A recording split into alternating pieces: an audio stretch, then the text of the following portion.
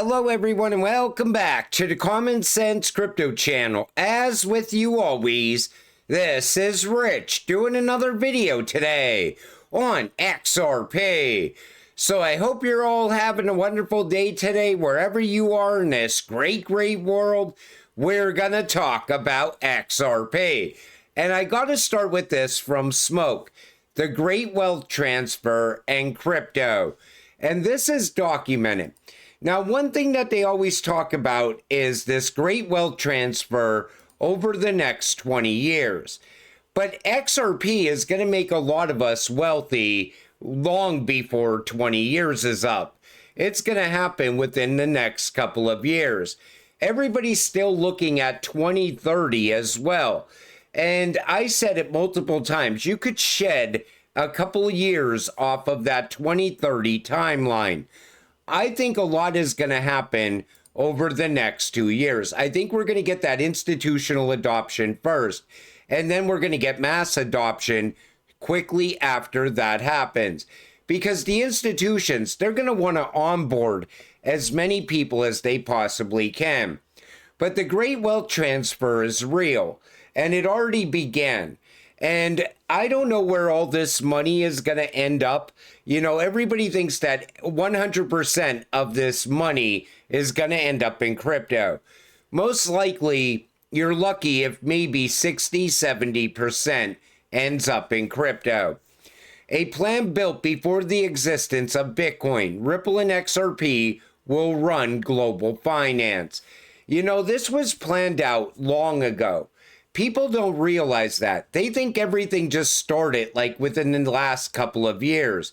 But Ripple emerged in 2004, and ISO 222 also launched in 2004. Do you think that happened by coincidence? Absolutely not. That happened because they saw the future. They realized this was going to take a period of time to build out, and it has. You know, here we are now, 20 years later, 21 years later, actually, and it's finally starting to come together. ISO is now about to go live this year. And Ripple was always aligned with ISO 222. From day one, they were the first to adopt it. Take a listen. High care. In today's payment world, the standards are really different around the world. So if you're using the SWIFT system or TIPS in Europe or Fed in US, you follow a different protocol. In addition, the data that you can transfer, the richness of that data is really limited. So what you get is a bunch of closed networks that don't speak to each other and unstructured data that's opaque. So there's a lot of manual intervention and ultimately a really poor payment experience.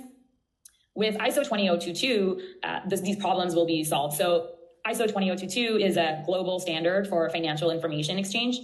This enables interoperability between different systems, straight-through processing of payments, and rich data transfer. And it'll also foster competition because it's open and flexible. At Ripple, we've been aligned with ISO 20022 from day one. We've always recognized that this is the direction of payments and it'll be better for everyone. And we were really a first mover on that front. We've also joined the standard body to help contribute to how payments will shape in the future.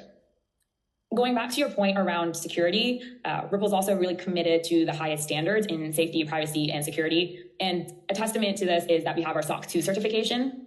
For those not very familiar with SOC 2, SOC 2 reports give really valuable information about an organization's security capabilities, so each of their customers and users can have confidence in that service, which means that anyone using Ripple's solution knows that we adhere to the most modern security and privacy standards.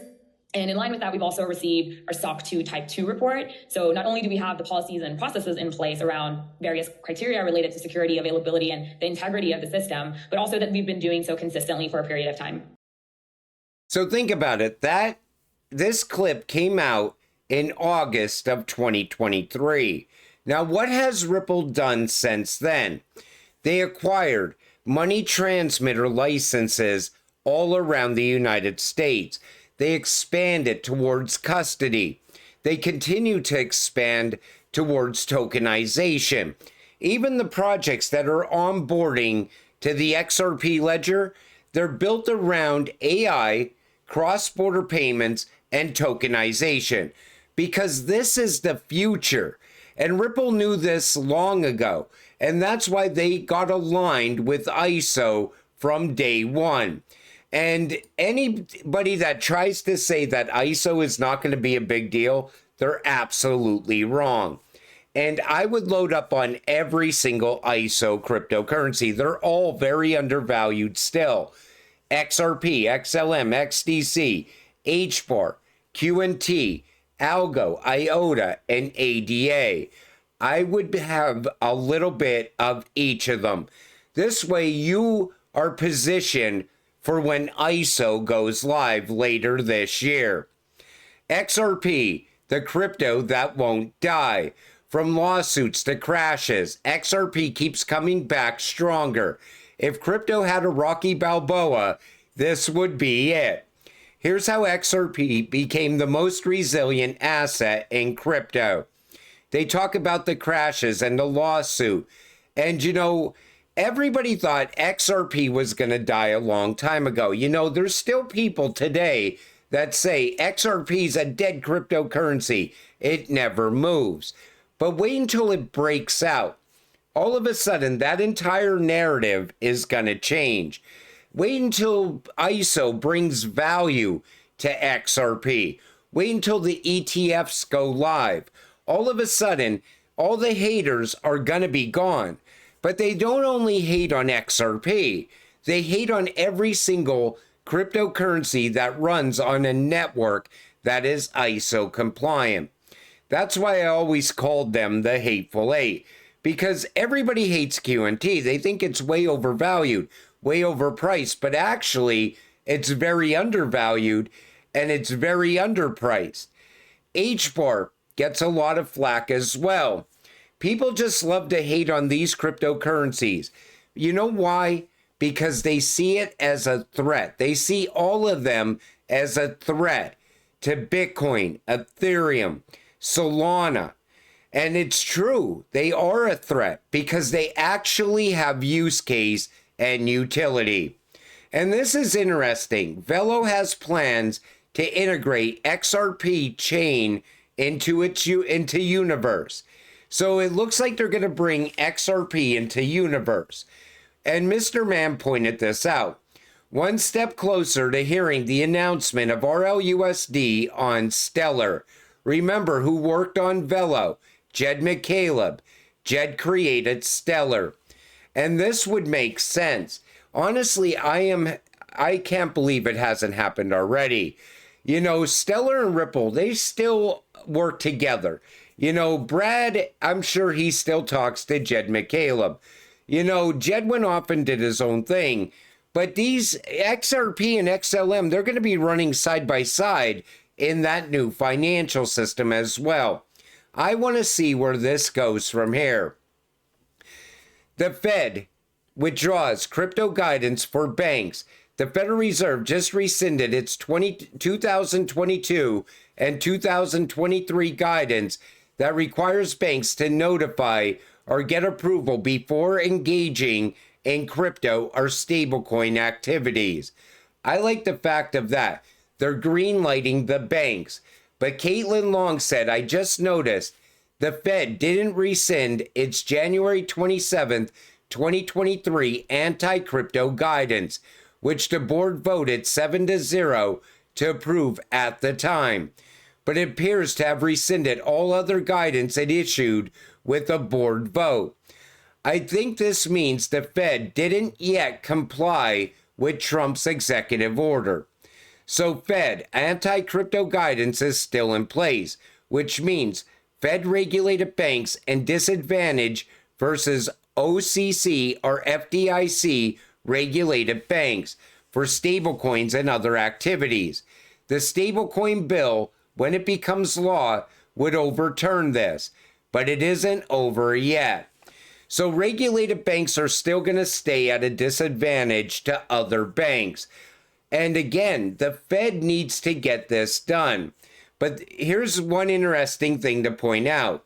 The Fed board is 4-3, Dems versus Reps, Republicans versus Democrats, 4-3, which may be why the board didn't vote to overturn the January 27th guidance.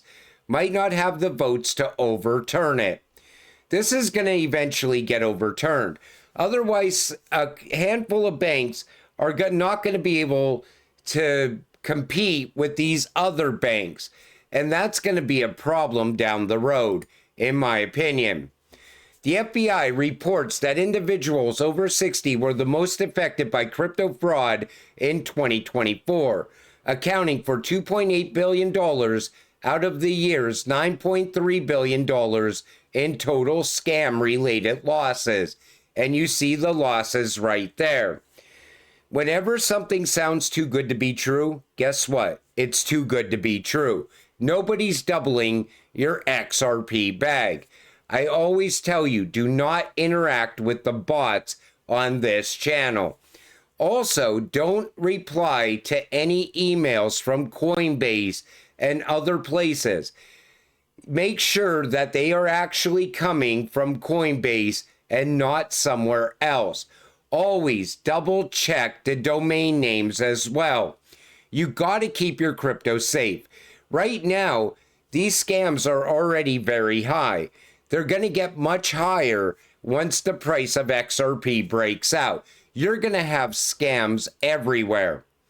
And I thought this was interesting as well. Shaquille O'Neal reaches settlement in FTX lawsuit. Terms remain secret. So we don't know what the terms are of this settlement. But why go after Shaquille O'Neal? What about all the other celebrities that had rug pulls all last year? And even now, you have celebrities creating new coins all the time. FTX was a complete catastrophe, but Sam Bankman-Fried should be the one that ends up paying for all of it. Shaq probably had no idea what he was reading. He read a script, got paid, and left. Same thing with Tom Brady and others.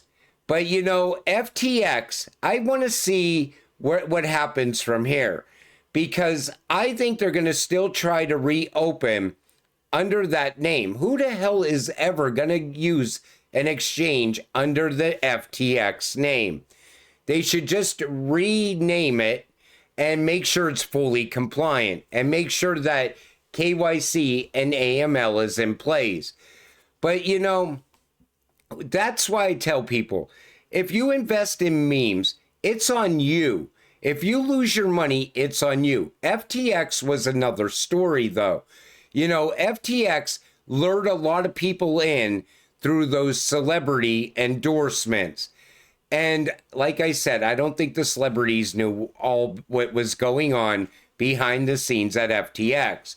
But this is the same reason that I don't talk about these projects. I get these offers every single day. People wanting me to talk about this project and that project. But I don't know what goes on there. And why would I ever tell you to get involved in something where you could possibly lose your money or lose your XRP? That's just never going to happen. China has released an action plan to promote the use of the yuan and its own payment system in international trade. And they're going to utilize blockchain as well. If this is going to run on BRICS Pay, then it's most likely going to have RippleNet technology inside, because mBridge was built all around Ripple's technology and XRP. And I know they just rebranded it to BRICS Pay. So again, I want to see what happens next. I still think that in China, I think in every one of these countries, they're going to be utilizing XRP. It makes sense. It works as a trust layer in between two countries. It works as a bridge for anything of value. So why would they not use it? And everybody always says, well, China's not going to use something from a US-based company. But the XRP ledger is open to everyone. And, you know, Ripple is now a global company, in my opinion. They have rails in every single country all around the world. And if BRICS was to utilize XRP, it would make things run way smoother than whatever they come up with at the last minute. you know, Ripple's been out there. The RippleNet technology has been tested. It works great. Every bank agrees that it's great technology. Partners of Ripple that utilize XRP tell you how great it is. Why would they not use it in between Russia and China, China and India? It makes sense. That's why I think it's already happening behind the scenes. But until it all happens, stay patient, stay positive, and let's get rich together. With that said, I'm going to wrap up this video. I want to thank you all for watching. I appreciate all of you. I'll see you in the next one. Have a great night.